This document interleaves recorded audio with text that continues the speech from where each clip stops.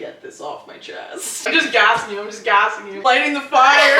Thank you, Pali. Why did we want to talk about that? I swear as soon as you read it, you wrote something. Anyway, look at our mugs. They said happiness fills the tea. Happiness fills my pot. It's so aggressive. Oh my god, you look so good. You look so good. Princess Polly. What? What? We're talking about a really good topic today. We are deep Connection. connections. No, every time I think of deep connection, I instantly think of deep tissue. Massage. Connections. Paul, do you want to kick it off? Episode 1. Episode 1, we ended up talking about, I brought up The Gifts of Imperfection by Dr. Brené Brown. Yeah. And a great book. Refer back to episode 1 all about that. Yeah. But one quote from that book that I wrote down that I wanted to talk about today, because I feel like it connects with pre-planning. She said, if we share our shame story with the wrong person, they can easily become one more piece of flying debris in an already dangerous storm. Oh my god, yeah. And I think, let's start off with vulnerability. Yeah, that's a big topic. It is a big topic. And we are horrible. We're so bad for that. We're honestly, I don't know why we're talking about this because we have no advice. Actually though, we know what to do, but we just don't do it. But anyway, carry on. I think last week I was talking to you and I said, I think we both know that vulnerability isn't a weakness, it's actually a strength. Yeah. We know that. But for some reason, we struggle with it. Yeah, no, we're not the people. I'm just going to preface this. Before this episode, just know that this is just a therapy session. We're just trying to talk this out because vulnerability is so hard to deal with.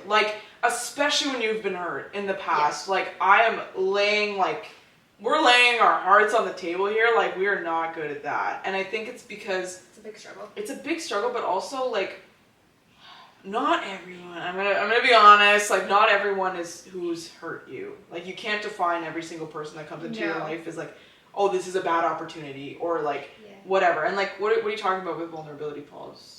Well, relationships or with everything in general. For me, it's just anybody who comes into my life. I'm very open with everyone in the sense of the past doesn't hurt me anymore. I can talk about anything that's happened in my past easily.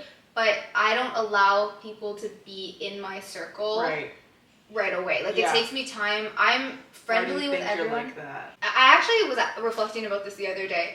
And originally, if you asked me a few months ago why I'm like that, I think it comes from just my past relationships and my most developmental years, things that have happened during that time that really have made me closed off because I just didn't want to be hurt again. And I think feeling those emotions every day of sadness and feeling anxious all the time and I couldn't breathe, and then I got this high off of when I got out of a bad situation, being able to breathe again. Yeah. And that was the biggest advice I gave to some of my friends who were in really bad relationships, where I said, the second you get out, I know you don't believe me, but you're gonna feel like you can breathe a little bit, and it's not gonna be enough to fix all your problems and to make you feel better, but that little breath of fresh air that you're gonna get is gonna become so addictive to you that you're gonna cling on to it, and you're never gonna allow that person to come back into your life to take that away from you. Right. And I think with that, there's a fine line, because then I became so closed off after that. I became so protective over my peace and my heart that I didn't allow anybody in. And I put all these shields up. And it's kind of sad in a way, because Dr. Brené Brown, that quote where she says they can easily become one more piece of a flying debris in an already dangerous storm. Mm-hmm. In a way, she's trying to say, this is what we think. Yeah. And I'm over here yeah, damn right, that's exactly why I don't want to. But she's trying to say, no, but even though that's how it feels, we can't see it that way. We can't act like every person in our life is gonna screw us over or do something bad. Yeah, and mind you, that is the hardest thing to deal with. I think letting people in and opening up, being vulnerable is quite literally, honestly, it's such a struggle, because you don't want to paint everyone with the same brush, but because of all of your past experiences, it makes it so much harder to develop deep connections, because you're not letting anybody get to know you. Yeah, exactly. And you think that everyone is asking you, if someone's oh, how are you, Steph? You're why do you want to know? Why do you care? Or and you automatically resort to this defense mechanism of, this person's gonna hurt me. I don't want them to know me. I don't want them to hurt me. And it's but they don't even know you. They're just asking you a question, It's really tough, actually, to navigate, honestly. That's why I just want to talk it through. Yeah, and I feel we have different response. We're the same, but we have different responses. For me, I will tell anybody anything about my Yeah. life. Like, if you ask me, don't ask me a question you don't want to know the answer to. Yeah. I'm going to tell you the answer. But at the same time, I won't look at you as you're somebody close in my life. Right. But I won't snap at somebody for Yeah. asking me a certain question.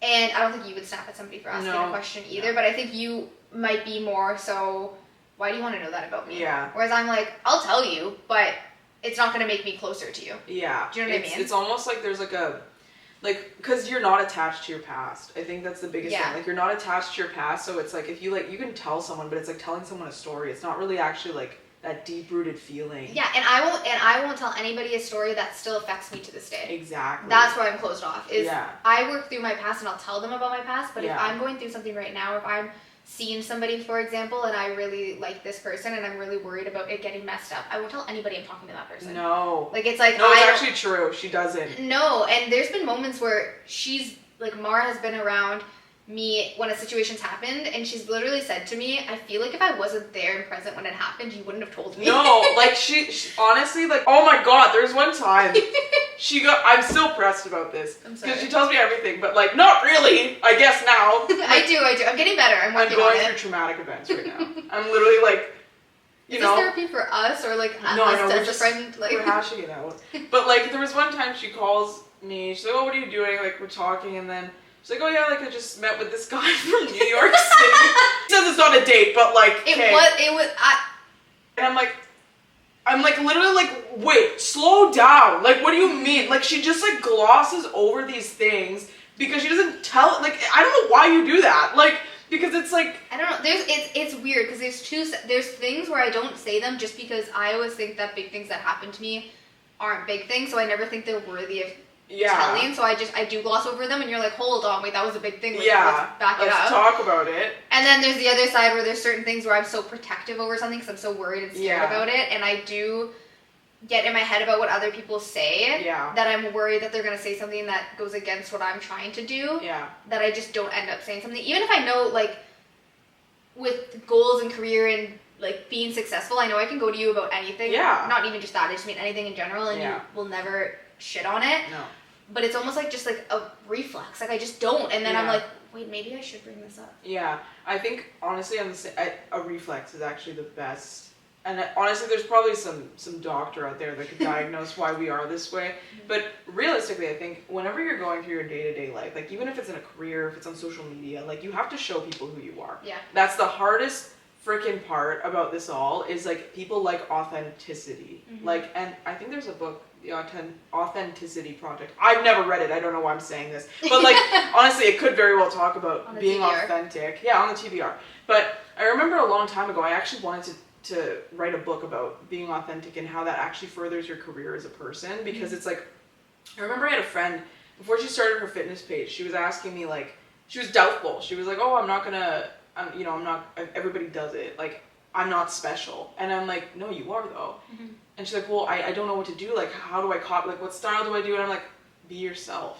But that's so hard because in relationships and in career and stuff, you don't want to show people who don't know you. You don't want to give them the option to criticize you. Even with like the podcasting, I think, especially doing like videos, because people are nasty. Like, people are so nasty, and people will always like try and bash you. And the second you show any ounce of personality, it's like a lot of people are like flies on the wall. They don't want to, you know what I mean? But then you'll slowly start to see like these silent admirers of people that actually really like you for you. Whether it be like, oh, I like the way you like remember that there's an influencer that we like something so niche about him. How he shakes. Oh my gosh, when he seasons the food. When he seasons food. And it's like the most niche thing that I feel like nobody else thinks about. But it's like so satisfying. It's so satisfying, and it's like a personality trait that, like, thank God you're showing me that. Like, you know what I mean? Yeah. And people will appreciate that. No, they do, 100%. And you have to be authentic and you have to be yourself. But it's also hard because I think a lot of people struggle with knowing who they are. Yeah. That it's like, okay, you're telling me to be myself, but what does that mean? Yeah, and I think that falls into this negative, oh God. We talked about this on last week's episode of, like, trying to falsify your image to appease other people. And there's a quote, I'm quoting my own book, because this is like a huge thing with deep connections and like not allowing someone to actually see beyond the barrier that you've put up for yourself. But I'm gonna paraphrase my book because I actually don't remember what it says, but everyone go read Hued of Blue. Hued of Nude. Okay, sequel. Blue. A Hue of Blue, please read it. I like didn't sip. I was like, if you want to cry, yeah, but also feel a lot of things. So the whole premise is literally about her and this guy who like, it's a toxic relationship, but anyways, there's a quote where she says like, maybe I fall in love with the potential of people, not who they really are. Mm-hmm. And that's like a pretty general quote of, you know, what we're talking about. But I remember I read Throne of Glass, and one of the main guys says to one of the guys, I have it here, he says, you cannot pick and choose what parts of her to love, just as you cannot pick which parts of me you accept. Mm-hmm. And I think that is the hardest thing, is like, whenever you struggle with vulnerability, you kind of pick out those general ideas of like, okay, like, I like, what are your hobbies? You're gonna tell me like, you like reading, mm-hmm. you like badminton, you like, you know, but it's like, what do you actually like to do that only the true people that know you and love you will kind of like understand about you? It's like the iceberg. Yeah, it is the iceberg, and then there's like the Marianas Trench underneath. Yeah, but like, you only show the people the top, and that's the hardest part, because you can't fall in love with someone when you only see the iceberg, because you know, I've been in a relationship quite some time now. Like, I've known my boyfriend for almost 7 years in January, and like, even like now I'm still learning things about him that I didn't know like 7 years ago. Yeah. And those things are honestly really tough to navigate, because it's like, whenever you first meet someone, it's that honeymoon stage. Like, you love all of the things that you see. You don't know what it's like to live with that person. I live with him. It's tough. Like, you know what I mean? It's a learning experience. It is, but it's like, you will never, like, that's why it's so important to always be who you are. And it's so hard because it's a reflex. Yeah. To put up those walls, you know? It's like you're on autopilot, so what we almost have to do, and what I've been trying to do, is every time I do it, I catch it. Yeah. And I'm like, okay, work through it in your head really quickly here. Like, can I allow myself to tell this person about this story? I'll never forget, there was one time hanging out with two people, and one of them I'm extremely close with. Mm-hmm. She knew about this new guy I was talking to. Yeah. And I was really excited, and I was looking forward to it, and it was an exciting thing to me. But again, because it was something I was excited about, and I didn't want any outside negativity, I only told a very small select few. Yeah. And we were talking to somebody else. She kind of jokingly said, "Oh, are you talking to anybody?" And I was like, "Nope," immediately no. But she knew I was. But I still immediately shut it down, and she was like, "Okay," she's closed off about it, like, I'm gonna drop it. But then later on in that day, I ended up telling the other individual a really dramatic story. Yeah. Because it just got brought up and it was funny. It wasn't a sad trauma dumping moment. It was just whatever. And she looked at me immediately, and I caught her eye because she looked so shocked. And afterwards, I was hanging out with her alone, and she was like, "Why did you feel comfortable telling her? I would have thought you would have wanted to talk about the fun, new, exciting guy you're talking about and talking to, versus an ex thing that got re-brought up that caused trauma and did whatever." And I was like, because it doesn't hurt me anymore. It's in the past. The new thing, I'm excited about, and I don't want somebody to dampen that mood. Yeah, you do that. I go back to, because, okay, Steph, I always say she collects men like infinity stones. Because every single time we go out, look at her, but like, every time we go out, it's comical, it's a meme. Everyone falls in love with her, at least one person. That's not true. It's true, everyone knows it. But anyway, you are very passionate. I'm very passionate about this subject, about you being Thanos, because it's so funny. But anyway, I had a book release party a couple years ago, and when I say there was like 7 men there, and then a few others that like I didn't know, but I'd say 3 or 4 out of those guys texted me the next day and were like, "I'm in love with your friend." No. And I'm like, why? Like, I know why. I was just staring at her because I'm like, well, obviously I know why. Like, I know her. Like, you're my sister, basically. But it's like, I remember like all of these guys who had just met her that day texting me like, she's so passionate, the way she talks about her career, like all of this stuff. And I'm like, well, what do you actually know about her? Like, how can you actually like her, genuinely like I get it because I'm close to you, but like, you don't tell people anything, and then they have these like preconceived notions of who you are, and then it makes you feel like, I don't know if it makes you feel like you need to try or not, but it's a weird thing because it's like everyone just like likes you right off the bat. Yeah. And do you not ever feel like there's that pressure of like, I have to kind of be what they standards. like? Yeah. Yeah. You have to meet those standards. It's like whenever, oh my God, her brother's girlfriend, she talked a big game about me. You always do, about like how like it's funny, like I'm like funny and like. Oh yeah, and, I like, always hype up Mar. Every person who comes my way, I'm hyping her up. Yeah, and it's not, and like whenever I met her too, I felt like I needed to kind of deliver, right? And then that's happened to me a few times too, like in the past. Like there was like these roommates in Waterloo. Like whenever I met them, I went over to their apartment and they told every one of their roommates like, oh, my friend's coming and she's like the life of the party, and I'm like, oh my God, I can't let anyone down. But it's like you live up to those standards of what people think of you, so that whenever you see them the next time, you're almost like, how do I act? Like, do I act like when they first met me, or do I, you know what I'm saying? And I think my outside persona gives off a different vibe than who I actually am sometimes. It does. So I feel like a lot of times people are like, oh, I thought you were going to be like this, or I thought you were like this. And I'm like... To men, though. I find it's like men, not women. Like, men perceive you in a certain way for some instance. Incels. I don't know where I'm going with this.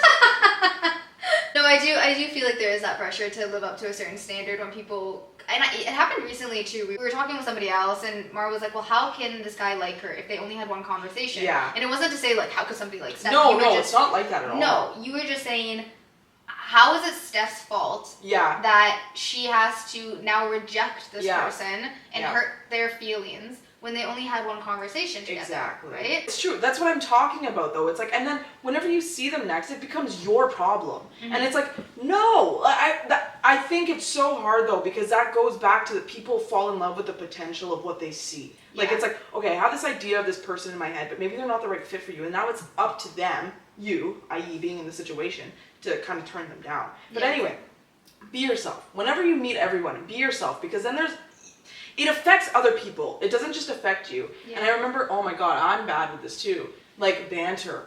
Oh my God, I'm so good with banter. I'm so quick-witted. Like You're some people, very quick-witted. Yeah, and some people are just like that. I don't know.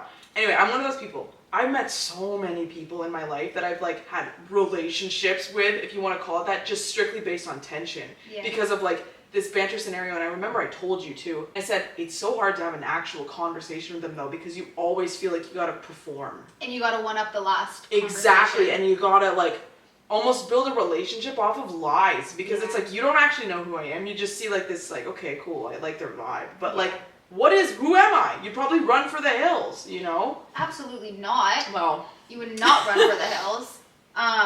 But no, seriously, like it's this, the banter and the quick-wittedness, it's great, but then you do need to get to know the person. You need to get serious at some point. But it's kind of awkward because when it's only been banter, if you were to suddenly be like, okay, but like seriously, tell me how your day is, it would almost be awkward and weird. Yeah, my boyfriend's best friend the other day, we were at a party and he was like, I'm genuinely asking you, do you want I was like, asking questions. No, cut this shit. I'm actually asking. He was asking me like, do you want to live downtown? Like, it was like the most, and I was like, why do you care? Why do you want to know? Like, I'm like, and he was getting so frustrated because he's like, Mar, like, I just want to know, like, yes or no, do you want to live? Like, but I again, like, I was like, I don't really know you like that, so like, I don't want to like, even to my own boy, even to you sometimes, I'm like, oh yeah, it's fine.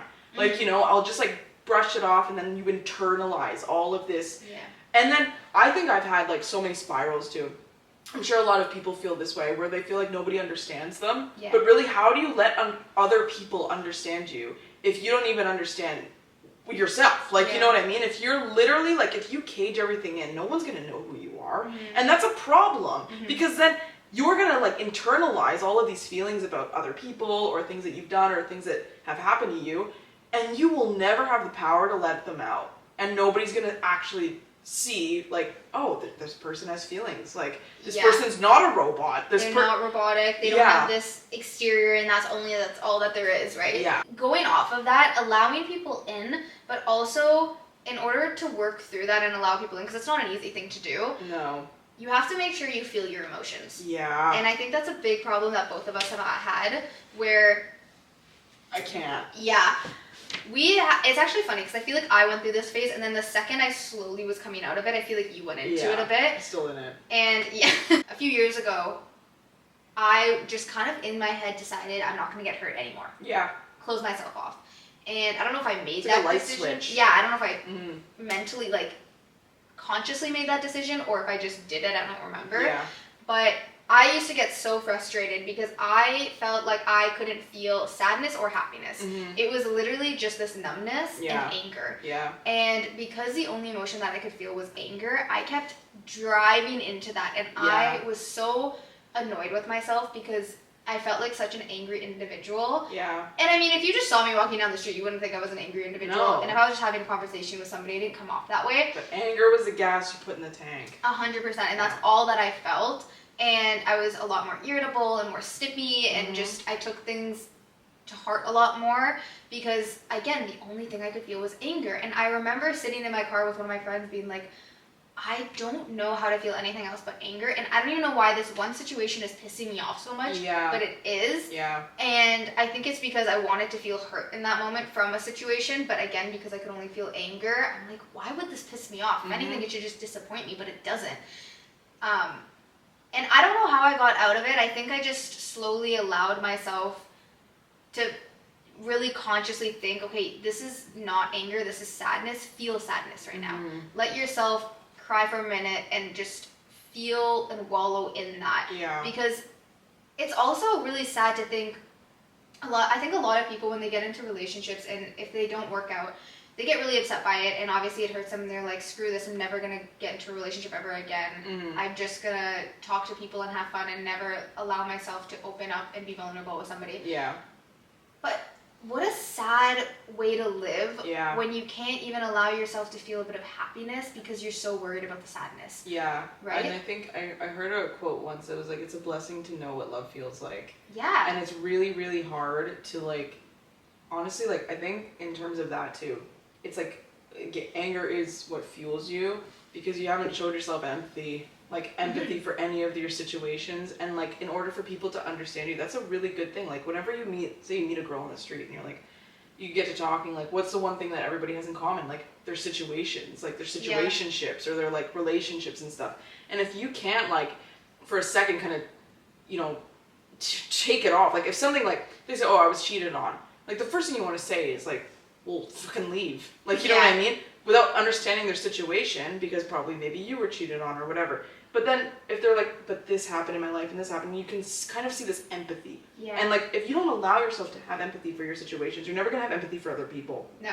And your driving factor will always be anger because you feel like nobody understands you, so you don't need to understand anybody else. And I think in that is your coping mechanism, is kind of trying to like, I don't know, whatever you said, but... No, and I think this is going to come out harsh, but anger is an easy emotion to feel. It is. Anger, to be angry at people and to be angry at other situations and people and just the world, it's easy to feel that way. It is. It's a cop-out. Yeah.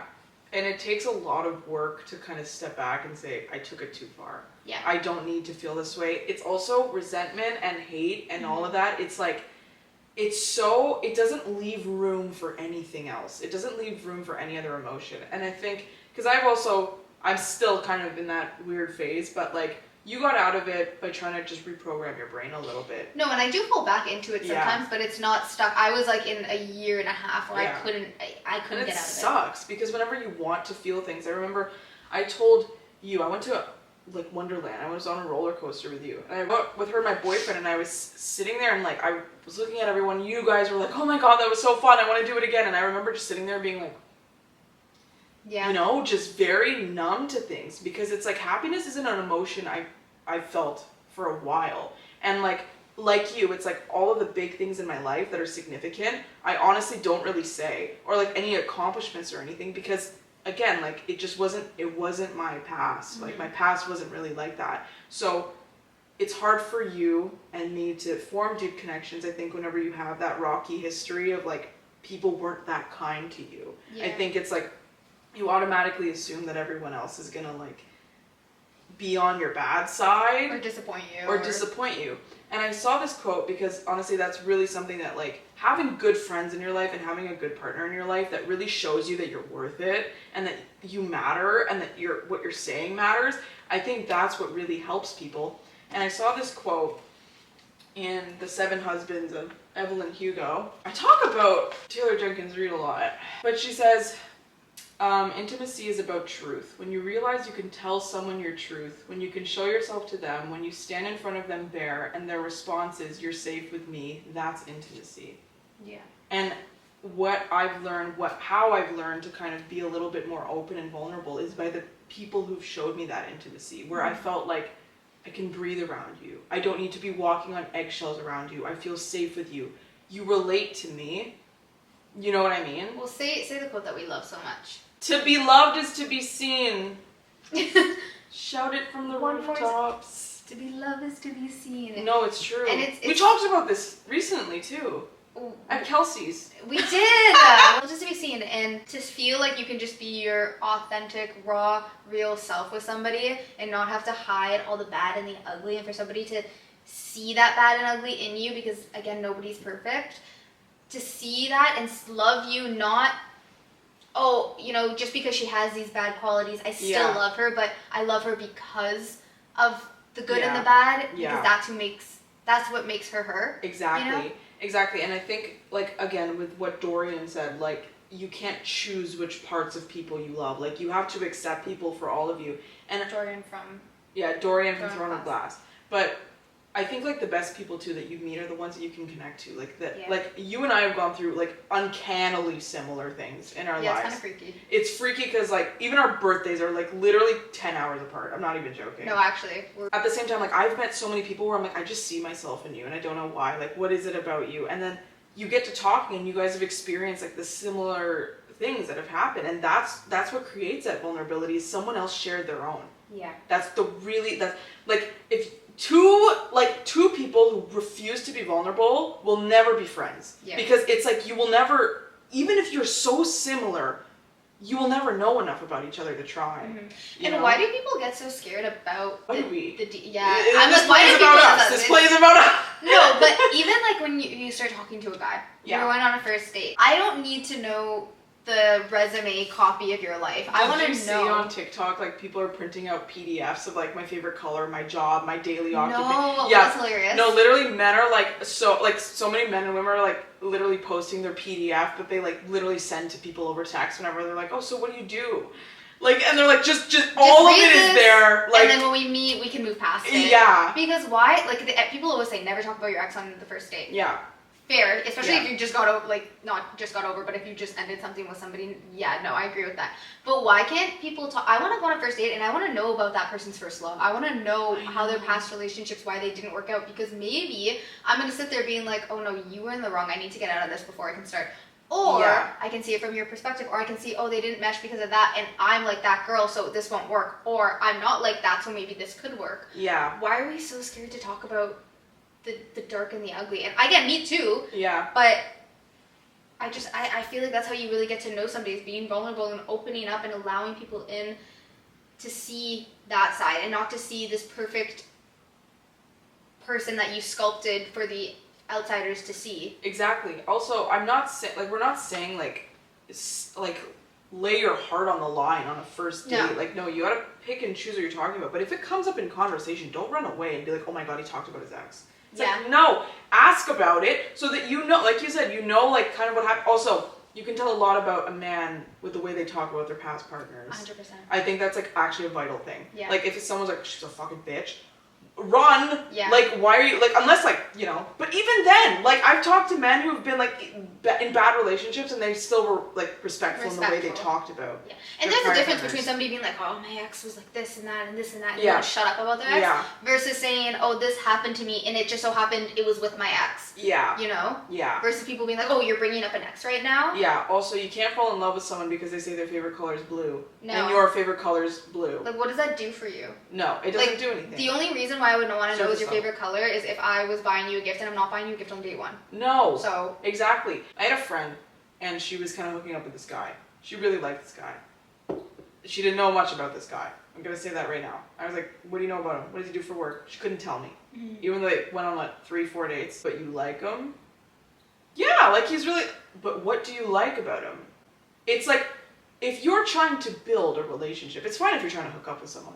If you're trying to build a relationship, that is not the way to do it, man. You gotta be... And she's like, well, we don't really talk like that. Go to dinner, what are you doing? Do you just, oh yeah, I really like penne alla vodka. Yeah. Yeah. What are you talking about? Yeah, it's actually, like, honestly, it makes me sad because I feel like a lot of relationships are actually like that nowadays, where people are so scared to actually get to know the person. And I think that the biggest red flag to me in a guy is if they don't want to talk about anything. I think it's like, okay, well, I'm not ready. Okay, well, then you're emotionally unavailable, in my opinion. Then you're not ready for a relationship. Exactly, and you shouldn't be here. And again, you don't have to lay out all your deepest, darkest secrets on day one. Okay, yeah, if a guy took me out on a date and all he did was trauma dump, I would probably be like, that was a lot. Yeah. But there's a difference between being emotionally available and emotionally intelligent too. Yeah. Where you can just talk about situations and let it naturally flow. Exactly. Versus feeling like you have to filter every single thing you say because you're scared of scaring somebody off. And that too, even with dating apps nowadays, it's so easy for people to ghost you or cut you off. Or I just remembered Bella Hadid being asked if she's ever been ghosted. Oh, yeah. She's like, no. And you know what? Like, it makes sense. Yeah, it makes sense. It makes sense. But with dating apps and, like, social media, it's become so easy to just not respond to somebody and just be going back and forth and suddenly not answer. And I have done this many times. Like, I'm not the best with your phone. I'm not the best with my phone, and sometimes I'm like, if I don't open it, I can't see it, I don't have to deal with it. Yeah. Which is not the nicest thing to do, but it's happened to me too, where, I take a little bit long to respond, and then the guy doesn't respond back to me, and I'm like, well, I was probably not going to respond back to you after that, but why are you not? And it's not right. No, but also, oh my God, for the love of Christ, ask questions. Like, that is how you know, oh my God, I always say this, like, the easiest way to get to know someone is by asking them. Yeah. It's not rocket science. Like, literally just sit there and, like, be like, so, like, say you're on a first date with someone. So what do you like to do? Mm-hmm. What do you mean, what do I like to do? Because that's how I would ask. Mm-hmm. I would react. It's like, well, what are your hobbies? Like, tell me about your hobbies. And it's like, because I like soccer and I like this. So, like, what do you like to do? And then back and forth. Like, Like, guys like soccer, kick the ball back and forth. You know what I'm saying? Because it's like, I find so many times, I'm sure girls do this as well, but guys will literally say, like, I had the best time with a girl. They ask so many questions about me, and they're like, I don't understand why she ghosted me. Well, maybe because you talked about yourself for an hour and a half. About her. You never asked about her. Mm-hmm. Like, you know what I mean? That's how you get to know someone. Honestly, it will surprise you. Recently, we've had an experience where someone surprised us a lot, where we were like, wow, why you're so interesting. Yeah. Like, you know what I mean? And it's like, we see you, we both were thinking about that person, because it's like, you never really know. Like, and then whenever you see someone, whenever their blinders are off, and you really, like, step into their space, you look around and you're like, this is not what I expected. Yeah. You know what I mean? Yeah, because eventually you take the rose-colored glasses off, or the rose-colored lenses off, and it's never good to have those. It's never good to have those, and obviously, looks do matter. Looks do matter. But they're not the end-all be-all, and I do think somebody's personality is, one, will, like, boost somebody up literally a lot, but then two, that's what matters. Like, think about, who do you want to be growing old with? Yeah. Who do you want to be sitting on your porch? Because you eventually are going to be wrinkly and saggy and old. Who do you want to be right beside you? Who's going to make you laugh? Who's going to make you laugh? Who's going to make you feel seen and feel loved, right? Yeah, and I think you just bank on looks, and then you get disappointed and you're saying, there's no girl out there for me because you've just been going for 11 out of 10s that have no personality. Like, what do you expect? Exactly. You know what I mean? Like, half the time, these people just want you to buy them dinner. Like, and then they just want to, scooch. But it's like, but it's true. But, like, if you ask about someone, you'd actually be surprised. And, like, also, not everyone you go on a date with is going to be a winner. Like, not everyone you meet is going to be a winner. Like, there's going to be people that are, like, medium ugly that are also shitty people. Like, you know what I mean? But you may be surprised. And I think, too, even those, you learn more about yourself on those dates. Exactly. They're not a bad thing. Like, if you go home and you're like, oh, the date was kind of shitty. Okay, but think of what did you really not like about that you're going to look out for in the next person you go out with. Exactly. And I just think it's not even relationships alone with your significant other or partner in romantic relationships. It's also family and friends, Yeah. making sure your core values align, but also putting in the work. I think. Okay, I just need to stop you because we had a moment where like I was thinking the exact same thing as her. I'm like, okay. Well. I segued and it was like her thought. Yeah. So continue your segue. No, all I was saying was that it's Friends not just and romantic family, relationships, it's also friendships and families. But I think people always want the easy way out. Yeah. And with friendships, obviously relationships and love is not always going to be easy. You have to work. It's not easy, actually. Anyways, with friendships you also have to put in the work. But tell your story, because there's a really story I had of like just core values of like, this is why it's so important. Like, and also to anyone who feels like they're alone in their 20s, trust me, it's really normal. Like to only have one or two friends, even one friend. Like even me, I only see Steph. My other friend lives like, literally I have to take a plane ride to see her. So, and then the other ones I'm friends with, but it's not like I see them every single day. Yeah. And what really measures for me in a friendship is core values. Like, who am I? Who do I want to surround myself with? And I had a couple friends that were like this, but I had this one friend who was like super okay with cheating. Like, very much didn't see a problem with it. Like, had a boyfriend after boyfriend, cheated on all of them. And it's like, I was telling her, like, you gotta like tell this guy. Like, because I knew her boyfriend. And she's like, okay, I will. A week goes by. She doesn't say anything. She tells me, like, I think I'm just going to forget it and, like, put it in the past. And I've learned from this experience. And, like, I've become a better person in a week, okay? Yeah. And I said, I can't be friends with you. And, like, I know that guys have this, like, bro code of, like, oh, I didn't see anything. I'm not like that. Because I have high standards for myself. So I have high standards for my friends. Mm-hmm. And, like, if we're not aligned... And I would never cheat on a partner. I don't want my friends to. And I don't want them to think it's like a normal thing. And again, that was a connection I thought, I really liked her. I really did. But we were so misaligned morally that honestly, our friendship was probably going to fail eventually. Well, if she could do that to her boyfriend who was supposed to be her end-all be-all, somebody she wants to marry, what's to say she's not going to do something worse to you? Exactly. You know? And that's what I'm talking about. Like, you got to know the person and you got to be okay with not having a lot of people because... quality over quantity. Yeah. 100%. That is the one thing I learned with relationships and friendships. It's like, sometimes I used to have a lot of friends. Like, I used to surround myself with, like, I remember all my book releases before. I had tons of people, like, come. I remember there was a point where I was like, when was this? I think I moved out of my mom's house. Every day I was seeing someone. It was like every day someone asked me to hang out, and I was like, oh my God. It was getting so overwhelming, I couldn't even control my own thoughts. I didn't even have alone time. Yeah. And then, honestly, half those people, all of those people almost, I've completely weeded out because they honestly weren't good for me anymore. And now I have you and a couple of other people that I see sparingly, and I'm totally okay. Yeah. Does it get lonely sometimes? Yeah, because I want to meet more like-minded people, but I would rather have the quality friends over the quantity of people I know that honestly will probably ruin me in the future. And in the future, like, you can still meet like-minded people, and it's good because you have that mentality and you do want to still meet those people. And you know who you are now.